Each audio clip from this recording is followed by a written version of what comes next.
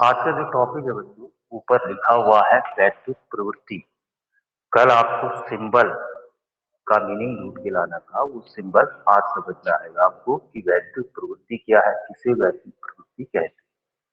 तो वैद्युत प्रवृत्ति की जो वैद्युत प्रवृत्ति है, आपको कल कुछ शब्द बताए थे, कुछ चीजें बताई थी। ठीक है, वो चीजें क्या है, कैसी करके आप निकालेंगे उनको, वो यहाँ पर देखिए। एक मिनट,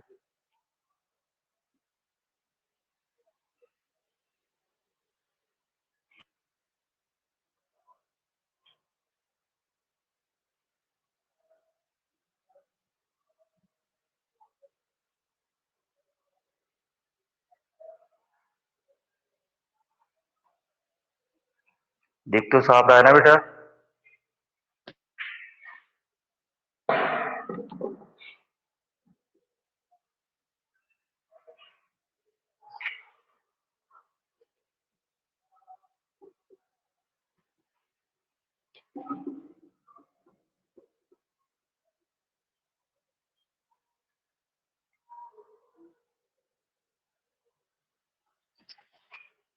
ठीक है, आज का टॉपिक जो है वो है वैद्युत प्रवृत्ति। वैद्युत प्रवृत्ति क्या होता है, आपको एक शब्द बताया हुआ है, पहले जो आपने किया हुआ है, ठीक है, वो शब्द आपने जो पढ़ा है वो पढ़ा है कैपिटल पी।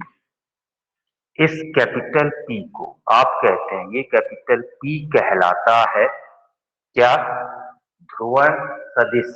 ये कैपिटल पी बोला जाता है ध्रुवण सदिश। जो जो सूत्र काम आएंगे वो भी ध्यान।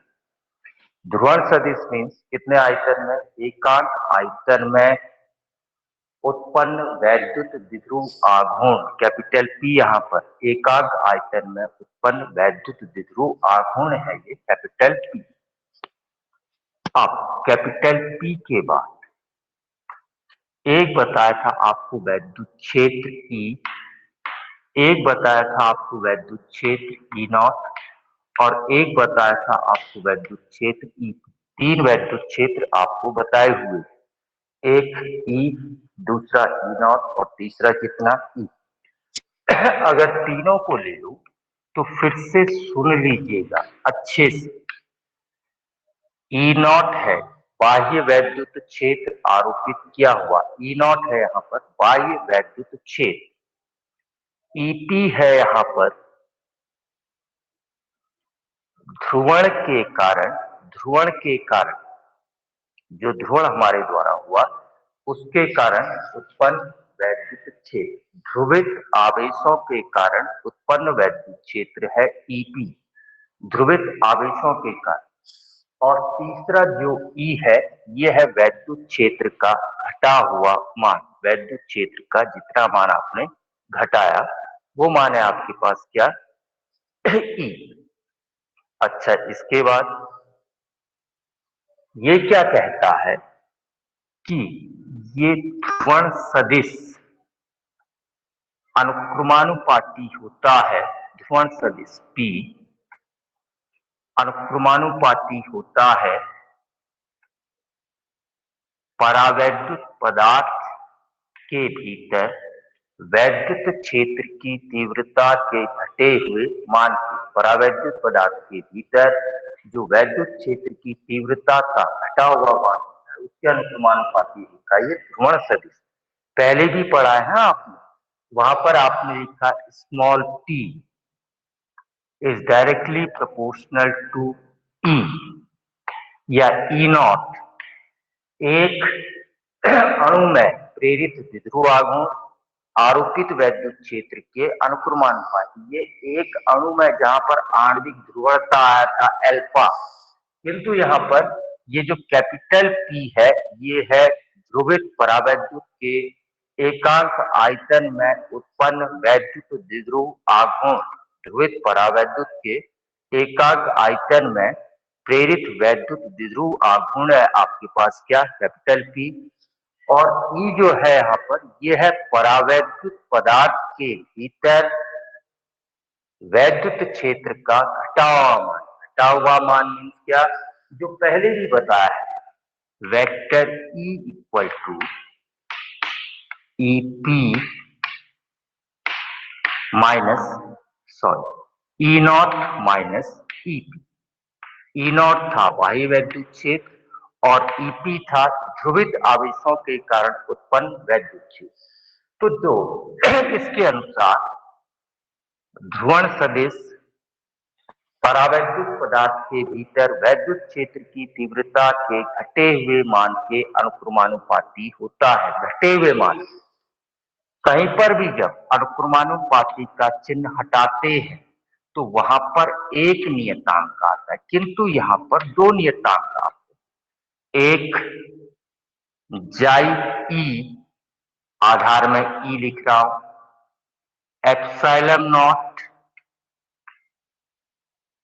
इनटू ई। यहां पर दो नियतांक आ गया आपके पास। एक तो आया आपके पास जाई ई, दूसरा आया एप्सिलॉन नॉट और तीसरा तो वेक्टर ई है ही है यहाँ पर। तो यहाँ पर एप्सिलॉन नॉट को आप जानते हैं, एप्सिलॉन नॉट को कहते हैं आप निर्वात की वैद्युतशीलता, absolute electrical permittivity of free space. यहाँ पर ये जो जाई ई आया इसको कहते हैं परावैद्युत पदार्थ की वैद्युत प्रवृत्ति। ये कहलाती वैद्युत प्रवृत्ति, यानी कि वो परावैद्युत पदार्थ वैद्युत को कितना झेल पा रहा है, कितना सहन कर पा रहा है, उसको आप कहते हैं वैद्युत प्रवृत्ति। अच्छा, अब एक यहाँ पर बात और निकलती है, जब सब जगह अनुक्रमानुपाती का चिन्ह हटाने पर एक नियतांक आता है, तो यहाँ पर दो क्यों आए? एक अतिरिक्त नियतांक लिया हुआ है एप्सिलॉन नॉट। ये एप्सिलॉन नॉट इसलिए ताकि ये जाई ई यानी कि वैद्युत प्रवृत्ति मात्रकहीन रहे, क्योंकि इसका कोई मात्रक नहीं होता है। इसको मात्रकहीन बनाने के लिए आपने यहाँ क्या लिया? जाई ई लिया। अच्छा, इसको मात्रकहीन बनाने के बाद आप इसका विमा निकाल सकते हैं। जाई ई बराबर, अगर केवल परिमाण रूप में लिखूं, अदिश रूप में ना लिखूं, सदिश रूप में ना लिखूं, तो जाई बराबर पी अपॉन एप्सिलॉन नॉट ई। तो जब इसका मात्रक निकालेंगे तो पी का आपके पास आया था मात्रक क्या? पी एकांक आयतन में प्रेरित वैद्युत विद्युत आघूर्ण, यानी कि कूलाम और मीटर की घात ऋण 2, ये आया था। एप्सिलॉन नॉट आपके पास था निर्वात की वैद्युतशीलता। इस एप्सिलॉन नॉट का मात्रक जो है वो था कूलाम स्क्वायर, कूलाम स्क्वायर पर न्यूटन मीटर स्क्वायर, पर न्यूटन पर मीटर स्क्वायर। और वैद्युत क्षेत्र का होता है न्यूटन प्रति कूलाम, न्यूटन प्रति कूलाम। ये हुआ वैद्युत क्षेत्र। तो अब इसको हल करें तो कूलाम स्क्वायर, ये कूलाम स्क्वायर न्यूटन पर कूलाम है बच्चों, घात -1 है न्यूटन पर कूलाम, घात इसकी है -1 न्यूटन पर कूलाम, दिख रहा होगा आपको, घात इसकी है माइनस इस कूलाम, कूलाम इसकी घात -1। अब देखिए हल करें इसको तो ये कूलाम स्क्वायर इन दो कूलाम से कैंसिल हो गया, ये न्यूटन इस न्यूटन से कैंसिल हो गया, ये मीटर स्क्वायर ये इस मीटर स्क्वायर से कैंसिल हो गया। तो ये आपके पास आ गया जाई एक मात्रकहीन राशि आ गई आपके पास जाई।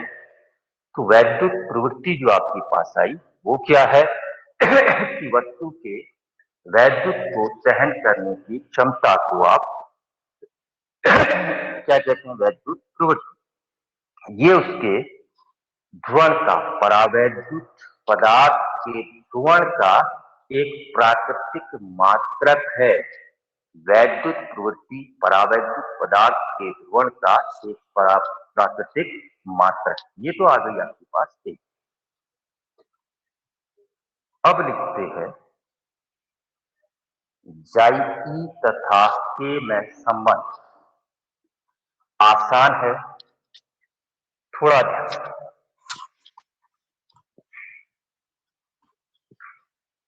जाई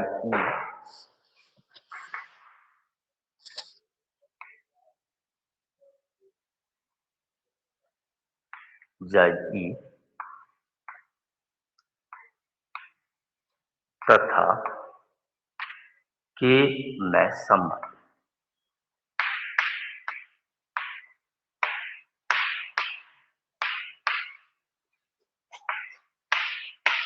क्या संबंध होता है जाई ई और के में? जाई ई हो गया आपके पास वैद्युत प्रवृत्ति, के हो गया आपके पास माध्यम का परावैद्युता।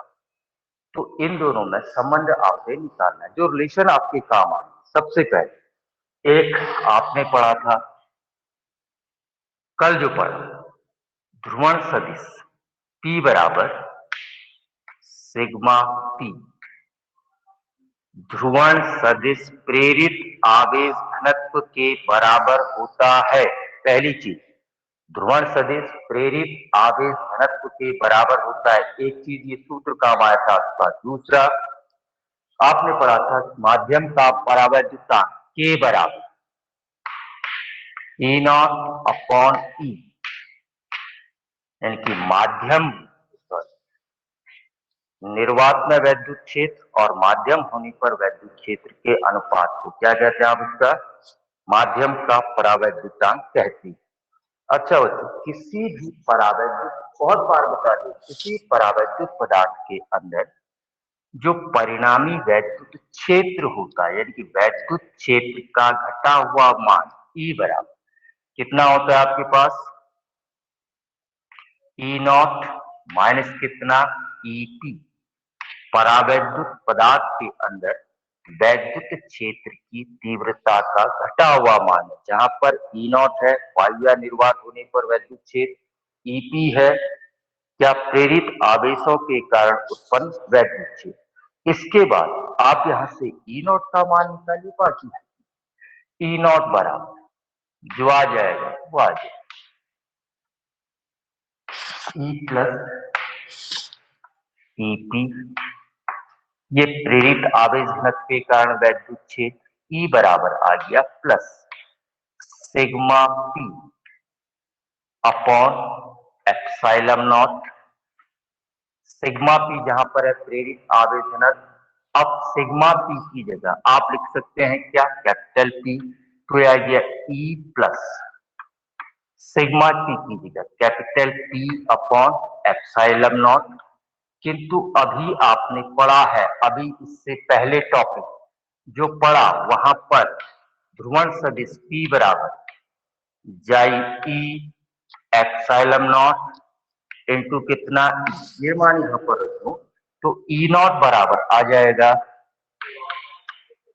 E प्लस जाई E epsilon not E upon epsilon not. ऊपर और नीचे कैंसिल हो गया क्या? एप्सिलॉन नॉट और एप्सिलॉन नॉट। फिर आ गया E प्लस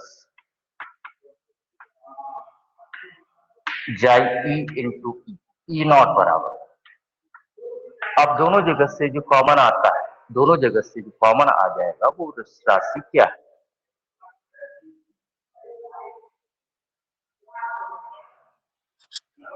दोनों जगह से कॉमन आ गया कैपिटल E, तो ये बच गया 1 प्लस जाई E। अब E को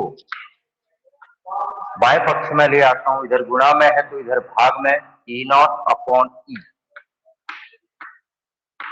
बराबर 1 प्लस जाई E और E0 अपॉन E आपके पास होता है माध्यम का परावैद्युता, यानी कि ये आ गया आपके पास K इक्वल टू 1 प्लस जाई E।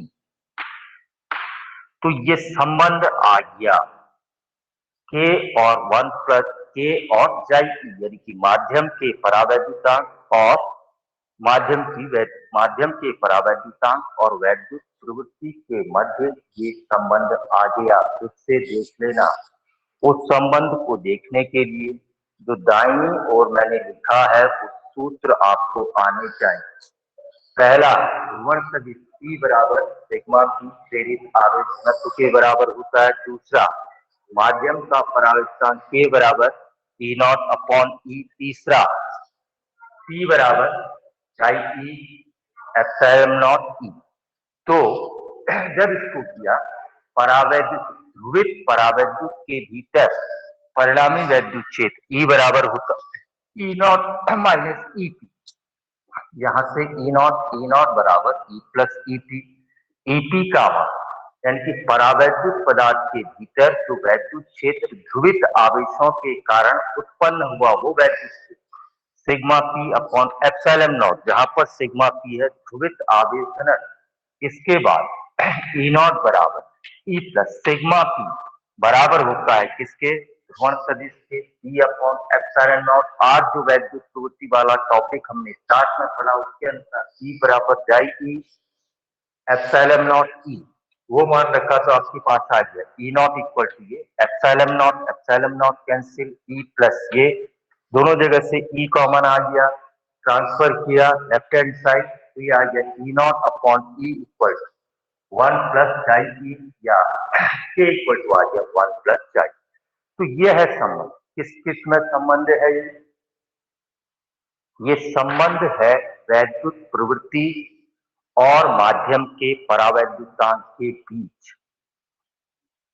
आया बच्चे समझ में? आया बेटा समझ में इतना? जी सर। है कहीं पर कोई दिक्कत?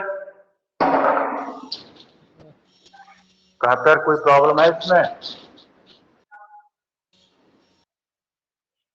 इस टॉपिक में कहीं पर कोई प्रॉब्लम किसी को? बस ध्यान ये देना है कि ये जो यहाँ पर जो आपको फॉर्मूला दिए हुए हैं वो आपको याद होनी चाहिए, ठीक है? और दिखाई साफ दे रहा है? दिखाई साफ दे रहा है क्या? सर ठीक है। एक ये तो हो गए। एक टॉपिक और बता, क्या पृष्ठ आवेश घनत्व और प्रेरित पृष्ठ आवेश घनत्व के बीच संबंध जो इसी से शुरू हो, यहीं से शुरू हो जाए, इधर यहीं से शुरू हो जाएगा। प्रेरित आवेश घनत्व यानी कि संधारित्र की प्लेटों के बीच जो प्रेरित आवेश है उसका घनत्व सिग्मा, और जो ध्रुवित आवेश वहां पैदा हुआ है वो प्रेरित आवेश घनत्व सिग्मा पी, उन दोनों में संबंध। तो ये तो आप जानते हैं। ई इक्वल टू कितना आ गया आपके पास, ई नॉट माइनस ई पी। यहां से ई नॉट इक्वल टू आ जाए कितना, ई प्लस ई पी। यहां पर सबके मान आपने लगातार रखते जाने। ई नॉट की जगह कितना रख सकते हैं आप, sigma upon epsilon not. E naught की जगह सिग्मा अपॉन एप्सिलॉन नॉट। ई की जगह रहा आपके पास कितना, ई। ईपी की जगह कितना आ जाएगा, sigma P upon epsilon naught. किंतु E naught upon E naught upon E बराबर होता है के। तो ई इक्वल टू यहां से आ जाएगा ई नॉट अपॉन के। ये मान उठा के इधर रख देता हूं इसमें, तो सिग्मा अपॉन एप्सिलॉन नॉट बराबर आ गया ई नॉट अपॉन के plus sigma P upon epsilon. अब ई नॉट की जगह, फिर ई नॉट की जगह sigma upon epsilon, sigma upon epsilon naught equal to E naught की जगह सिग्मा अपॉन ये हो गया के epsilon naught plus sigma P upon epsilon. हमने निकाला सिग्मा और सिग्मा पी में संबंध, सिग्मा और सिग्मा पी में संबंध हमने निकालना है। तो वो संबंध निकालने के लिए अब हम क्या करते हैं, इसको सिग्मा की फॉर्म में बदलते हैं। सिग्मा पी इक्वल टू निकाल, इसको इधर ले आता हूं, ये आ गया sigma upon K epsilon naught equal to sigma upon K epsilon naught equal to sigma upon epsilon naught, sigma upon sigma P upon epsilon, sigma P की वैल्यू निकाल रहे हैं बच्चे, सॉरी सिग्मा पी की निकाल रहे हैं, तो sigma P upon sigma P upon epsilon naught equal to आ जाएगा sigma upon epsilon naught minus sigma upon K epsilon naught. यहां से यहां हो गया sigma P upon epsilon naught, इधर sigma common, sigma upon epsilon naught पूरा common ले लो, यहाँ बच गया 1 माइनस 1 अपॉन के। ये एप्सिलॉन नॉट दोनों जगह कैंसिल हो गया, तो ये बच गया sigma P equal sigma into, इसको भी हल कर दो तो के माइनस 1 अपॉन, तो ये आ गया प्रेरित आवेश घनत्व, ध्रुवण आवेश घनत्व सिग्मा पी और प्लेटों पर जो आवेश है उसके बीच संबंध।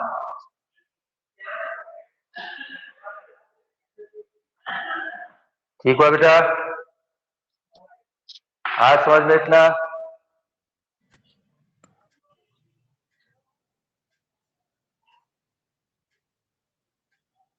आगे समझ में इतना, बोलते ही नहीं यार सर क्या? आगे तो कल से दूसरे में करंट इलेक्ट्रिसिटी स्टार्ट करेंगे, कल से धारा वैद्युतिक की स्टार्ट होगी कल से, ठीक है सर हाँ, यस सर। ओके, ये फीस वाले आते रहो रे स्कूल।